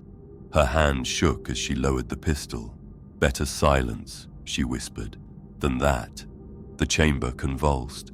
Spores belched in great clouds, the walls shuddering as if lungs inhaled all around them. Throats bloomed along the banners overhead, their torn scripture curling into tongues that hissed verses. Ferric scrambled across the plinth, his mechadendrites snapping open vents and conduits. Collapse chain reaction detected. Choir engine core destabilized, but system compensates with auxiliary structures. Ark is becoming the hymn. Meaning what? Voss shouted as she gunned down another pilgrim staggering on broken legs. Meaning, Ferrix croaked, every wall, every deck, every bulkhead will sing. Torquil roared, smashing a pilgrim's jaw with his Aquila-bound fist. Lichen bells rang from its surface with each strike. Then let us burn it all. Better ash than eternity in rot. Voss grabbed his arm mid-swing, forcing him to meet her eyes. Not yet. We find a way out first. The priest's face twisted with fury, but he held. The survivors fled into a side corridor, lungs rasping under their masks as the hymn pursued. The walls wept spores in waves, forming new mouths that stretched from ceiling to deck. Each sang a fragment of memory, half a prayer, half a scream. The armsmen fired into the walls, each mouth bursting wetly into silence. But for everyone silenced, two more opened, their harmonies clashing into a maddening chorus. The hymn did not tempt now. It hunted. Voss led from the front, cutting through the haze, each shot measured, each step dragging them farther from the sanctum. The ash of Sable's sacrifice still clung to her gloves. She would not let it be for nothing. Behind her, an armsman faltered, coughing violently as spores seeped through a torn filter. He dropped to his knees, clawing at his throat as green-black filaments bulged under his skin. Voss whirled, pistol raised, hesitation burning her chest. Torquil did not hesitate. He smashed the man's skull with the butt of his aquila, ending the song before it began. The priest met her eyes, breathing hard, lichen still pulsing faintly on his relic. "Mercy," he rasped, "the only mercy left."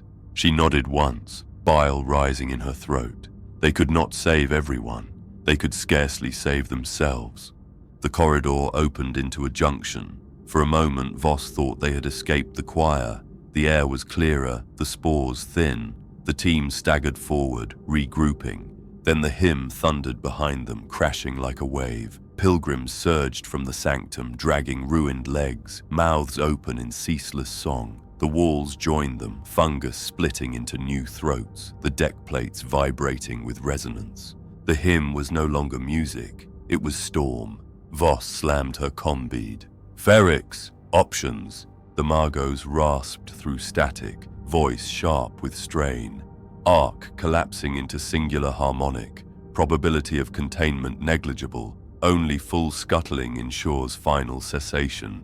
"Then find me a path to the docking ring." Static hissed. Then, corridors unstable, but one vector remains. Enginearium venting shafts, hazardous, 70% mortality. Better odds than eternity. She looked at the survivors. Torquil, trembling but fierce. Ferrix, his cables sparking. The two remaining armsmen pale with terror. "Move," she ordered. The hymn shrieked in reply, its voices multiplying. The rot was not finished. It would never be finished, not while breath, memory, or flesh remained to fuel its song. They ran, chased not by footsteps but by voices. Every note clawed closer, every wall opened wider, and always the hymn demanded, "Sing with us, be remembered, be green forever." Maera Voss fired until her pistol was dry. Each shot cut a note from the choir. Each silence felt like murder, but she kept pulling the trigger anyway. The enginearium venting shafts glowed with furnace light. Heat shimmered off the bulkheads, sweat slicking every breath within the rebreathers. The survivors crawled through ribbed conduits, their lumen beams slicing across fungal growths that pulsed like swollen glands. Each exhaled faint wisps of spores, drifting in rhythm with the hymn that still thundered through the arc. Captain Maera Voss pulled herself forward first, her gauntlets scraping metal slick with mildew. Behind her came Ferrix 7, his mechadendrites sparking and twitching as they fought to stay functional in the heat. Confessor Torquil muttered prayers in a low, breaking rasp. The last two armsmen staggered in silence, eyes wild, their souls eroded by too many horrors. And then came Sable. She should have been dead, her body consumed in ash when the override rods detonated, yet she crawled with them, chains dragging, her lips bleeding verses not entirely her own. Every movement seemed brittle, her limbs cracking faintly like glass under strain. Blood leaked from the fissures in her skin, not in random spurts but in rhythmic pulses, as though her body itself had become a metronome for the hymn. "Captain," she whispered, though her voice carried like a choir. "I can still hear it. I never stopped. It's inside me now, and it wants to sing through me." Voss froze, glancing back. Even Ferrix faltered, optics narrowing to hard red lines. Torquil bared his teeth. "Heresy. She is a vessel of it now." Sable laughed softly, flecks of blood spattering her chin. "No, I'm the mirror. I can still bend the hymn, fold it backward. But it will cost me more than before. It will cost me everything." Voss's chest ached. She thought of the ash that had slipped through her fingers only an hour before, thought of how she had whispered to nothing that Sable would be remembered.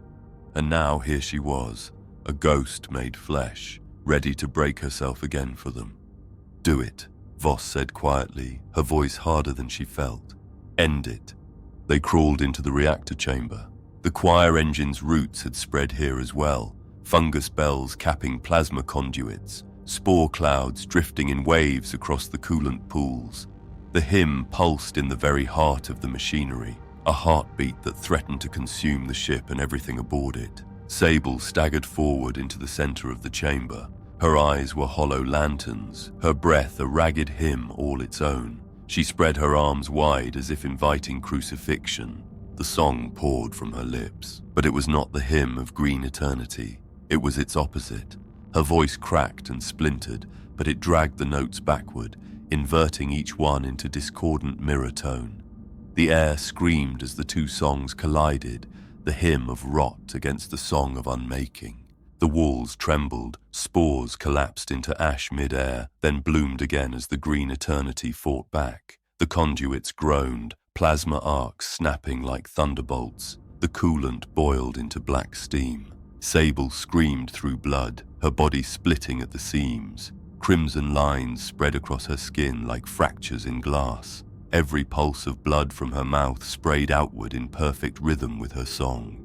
Each spurt struck the deck like punctuation marks, red against green. Ferrix reeled, mechadendrites sparking violently. Reactor stability compromised, catastrophic overload in progress. Torquil dropped to his knees. Aquila raised, his lichen-covered relic vibrating in sympathy with both hymns. Emperor, preserve us. We are caught between two infinities. Maera dragged the armsmen back, forcing them behind coolant pipes for cover as arcs of plasma ripped overhead. But her eyes never left Sable. She was burning herself alive with every verse, yet her song did not falter. The clash was everywhere. The hymn painted eternity in green, the promise of no more loss, no more silence, every life preserved as one endless note. The countersong etched endings in red, the truth of mortality, the mercy of silence, the finality that gave meaning to every fleeting breath. Green mouths bloomed across the walls, shrieking eternity. Red cracks tore across Sable's body, each fracture louder than any weapon. Maera felt both inside her skull, ripping her soul in two. Part of her longed to surrender, to lay down the burden of command and sink into green memory forever. The other part clung to the ledger, to the red ink that meant endings, real and final. She tasted blood in her mouth and realized she was screaming, her voice adding to Sable's song, however weakly. The reactor howled, alarms blared, half corrupted into hymn tones. Lights strobed green, then red, then green again. Sable fell to her knees, her body cracked audibly, fractures spreading across her face, her arms, her ribs. Chunks of skin sloughed away as blood sprayed outward in rhythmic arcs. Still she sang. Her eyes rolled white, her voice rose above the hymn. "You get to die," she whispered between verses, blood bubbling in her throat. "That's mercy. Don't waste it." Maera's heart shattered. She lunged forward, catching the psyker as her body collapsed into shards of bone and ash, the song still pouring from her open mouth. Sable's final note split the chamber in two. The hymn faltered, fractured, collapsed in on itself, and the reactor went critical. Green light bled from every seam of the engine room. Plasma conduits ruptured, boiling steam and spore clouds into one storm. The fungus bells shrieked as they burst, vomiting spores into the flames. Ferrix staggered, his vox breaking into frantic binary. Overload cascade unstoppable, detonation imminent. Torquil roared prayers above the noise, voice hoarse, Aquila raised high. "Emperor, guide our souls. Emperor, grant us ending." Maera held Sable's collapsing body in her arms, feeling each crack as if it were her own. She wanted to scream, wanted to beg her to stop, but the psyker's last words echoed louder than the hymn itself. "You get to die. That's mercy." The chamber convulsed. The walls tore open as fungal throats screamed their final verse. The coolant pools exploded into boiling waves, steam scalding the air. The hymn's last echo twisted into silence, and then the reactor prepared to explode. The enginearium detonated behind them. A wall of heat rolled through the reactor galleries, carrying with it the smell of burning spores and molten steel. Captain Maera Voss staggered forward, dragging Confessor Torquil by the arm. His robes were scorched, his Aquila clutched to his chest like a lifeline. Ahead, Ferrix 7 lurched on unsteady mechadendrites, sparks trailing from his shoulder sockets where fungus had eaten into the joints. "Move!" Voss bellowed, her throat raw, though she could scarcely hear her own voice over the roar. The hymn still echoed faintly in her skull, less a sound than a phantom pressure. Its promise lingered even as fire consumed its vessel. "You need not lose. Sing with us, forever." The survivors pounded down the sloping deck. Bulkheads shuddered around them, plating splitting open to reveal raw arteries of burning fungus. Rot had become fuel, and the Ark was feeding on itself in one final, endless chorus. They burst through a collapsed stairwell, clambering over twisted banisters. Beyond lay a transit corridor, long, empty, lined with devotional pennants still fluttering despite the choking smoke. But as they entered, Maera froze. The corridor looped. She saw herself ahead, just a flicker, her own back, her own stride, carrying the same broken torch lamp. Then it was gone. Torquil stumbled to his knees, clutching his skull. The hymn still breathes. Time itself bends to its rot. Ferric 7 extended a mechadendrite into the wall. It came back green, slick with mildew that writhed like veins. Reality coil at 90%, spatial recursion accelerating, probability of containment collapse, total. Another armsman, Rallick, screamed behind them. He pointed wildly. "Faces! Emperor, they're in the walls." The steel bulwarks sweated moisture. Out of that glistening film, vague human profiles pressed forward, mouths open, eyes wide, each face a pilgrim lost to the song. Their expressions shifted with every glance, sometimes pleading, sometimes joyous, sometimes identical to the faces of the survivors themselves. Voss swallowed bile. She fired a last burst into the nearest face. It evaporated in smoke, but 3 more pushed forward in its place. "Run!" she barked. "Don't look at them!" They turned a corner and found themselves once more in the observation chapel. The glass dome loomed above, veins of green threading through its bulk. The stars beyond were blurred, as if viewed through stagnant water, and fused against the glass exactly as before were corpses. Dozens of pilgrims pressed outward, their hands, torsos, and faces melded into the pane. Their bodies trembled in rhythm, their throats swelling like bladders. When the ship's structure groaned, their fused fingers chimed faintly like 1,000 brittle bells. One of the armsmen, Carthis, collapsed to his knees, vomiting bile into his respirator. "They're still singing," he whimpered. And he was right. Through the glass, faint vibrations thrummed. The corpses sang without lungs, their fused mouths vibrating against crystal. A hymn of eternity, muffled but relentless. Torquil roared in defiance, raising his Aquila high. "Blasphemy! Silence, wretches!" He hurled a censer at the dome, the brass striking the glass with a hollow boom. For one heartbeat, the corpse's song stuttered. Then every fused pilgrim opened their mouths at once. The sound rattled through marrow and metal alike. Carthis clutched his head and screamed. Blood fountained from his nose, his ears. He toppled sideways and did not rise again. Voss clenched her teeth until they bled. She forced herself forward, dragging Torquil. "Leave them! Move!" They forced their way into another junction. Here, the hymn's rot time surged faster still. Hallways fractured into duplicates, endless reflections of themselves running parallel before collapsing into fire. Voss saw Ferrix ahead of her, then beside her, then behind her, each flicker a different fragment of his mechanical frame. Torquil appeared doubled too, his Aquila burning with both green fire and red flame in alternating blinks. The captain bit down on fear. "Ignore it. Keep moving forward." Behind them, the choir engine's core groaned. A vibration spread through the decks like a tidal wave. Lights stuttered out. Walls bled green fluid. And the voices began again. Not from throats, not from pilgrims, from the ship itself. The reliquary was singing its death hymn. Every girder, every conduit, every plate vibrated with the final verse. The Ark's own bones had become an instrument of the rot. Voss shoved them onward, her voice breaking. "To the umbilical! Now!" They reached the docking bay, or some warped echo of it. The boarding umbilical stretched out ahead, the passageway linking their strike craft to the reliquary. Its lumen strips flickered erratically, some glowing green instead of white, and waiting at its mouth was nothing, blessed emptiness, no pilgrims, no illusions, just escape. Ferric 7 lurched forward, his frame hissing. Egress point located, probability of survival, marginal, but acceptable. They bolted. Halfway down the umbilical, the walls twisted like intestines, panels buckling inward as mildew spread in fractal veins. The survivors pressed on, one armsman slipping into a fissure and vanishing with a howl. Another staggered as his reflection peeled off from the wall and dragged him screaming into the bulkhead.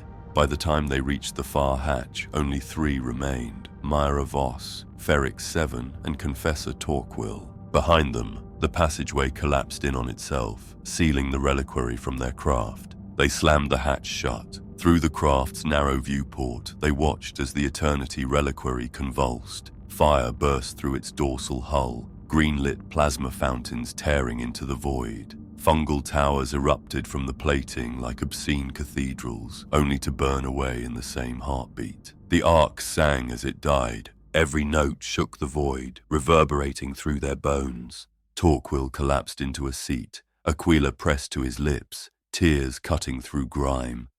It still sings. Even as it burns, it sings. Ferric 7's voice rasped through broken vox. Correction, it is immolating. Function ceases. This is termination. But Voss knew better, because in the echoing silence after the hymn's last note, she swore she could still hear it. Quiet now, but not gone. Not ending, not silence, not death. The reliquary's shattered hull tumbled into the void, but its hymn lingered, a whisper threading the comm static. And then Voss realized with a spike of horror, it wasn't coming from the ark anymore. It was coming from inside their craft. The Saint Adrena drifted in silence. Or what should have been silence. Through the shattered viewport of her command deck, Captain Maera Voss watched the Eternity Reliquary die. The ark split open like a diseased fruit, hurling petals of molten plating into the void. Spores bloomed outward in clouds, vast and luminous, glittering emerald against the stars. For one heartbeat it was almost beautiful, like pollen drifting through sunlight on a summer's morning. Then the spores caught fire. Plasma arcs raced along the drifting hull fragments, igniting the clouds into blazing nebulae. The reliquary convulsed in its final immolation, collapsing inward as the choir engine ripped itself apart. The void burned green, then red, then green again, until it all folded into ash and absence. The hymn was gone. Voss let herself breathe. Her gauntleted hand clenched against the armrest, blood seeping from the crescent her nails had carved into her palm. "Emperor's mercy," Confessor Torquil whispered. His voice trembled between awe and exhaustion. He sagged in his seat, Aquila dangling from his blistered fingers. "We have seen the great choir silenced. It is done." Ferric 7's augmetics hissed. Correction, 98% probability of eradication. Rot subsystems immolated. Spore persistence low. Structural remains consumed. Outcome, acceptable. Voss forced herself to nod. She wanted to believe him. But as the Adrena's Auspex panels dimmed, a sound rose beneath the static. At first it was faint, a vibration deep within the ship's vox systems, almost below hearing. The kind of sound one might mistake for an old conduit whining or a reactor coil cooling. But it was there, a note, too pure to be random, too steady to be chance. Low, continuous, off-key by a hair's breadth. Torquil stiffened. His bloodied head tilted, listening. His lips parted as if to pray, but no words came. "Do you hear it?" he whispered. Ferrix's optics narrowed to pinpoints. Affirmative. Anomalous frequency embedded in Vox transmission band. Source, unidentified. Hypothesis, signal residue. Voss wanted to deny it. Wanted to tell them both it was nothing but aftershock, their ears poisoned by trauma. But when she closed her eyes, she knew the truth. The hymn was not gone. It had followed. The ship's warning bell tolled across the deck. A simple note, one struck every cycle to mark the hour in the Emperor's name. It was an old bell, cracked but faithful. Voss had heard it 1,000 times since taking command. But this time, when the bell struck, it was wrong. Just one semitone flat. The note hung in the air, dissonant, clashing against memory. Torquil wept openly. "It has touched even the bell. Emperor, forgive us." Voss forced her jaw to steel. "We contain it. Quarantine protocols. Seal the Vox. Silence the bell. If there's rot aboard, we burn it before it spreads." Ferrix inclined his head stiffly. Recommendation: full data purge. Vox core excision. Probability of success: unmeasurable. The hymn may not be technological. The captain looked back at the void, at the burning ashes of the reliquary. She tried to imagine silence, true silence, but the undertone hummed steadily, a parasite feeding on every breath. Months later, long after the St. Audrina limped into dock, an entry appeared in the red-inked ledgers of the Adeptus Administratum. Eternity Reliquary, lost with all hands. Cause: reactor overload, structural failure. All records sealed, case closed. No mention of the rot, no mention of the hymn, no mention of spores that burned like stars. Just another note in the endless lists of the Imperium's dead. Maera Voss's name was among them. So was Confessor Torquil's. Ferrix Seven's designation was filed under scrap. No survivors, no witnesses. That was the official record. But the Vox channels of the segmentum still sometimes hummed with a faint undertone.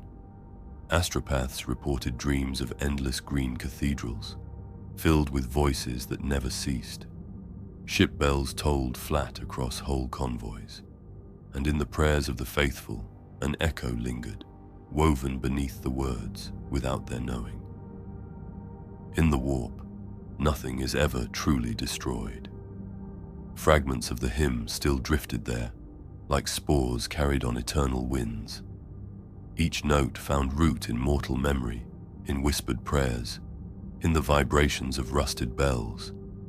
It lived as an undertone, subtle, persistent, patient. The rot of eternity did not need to shout.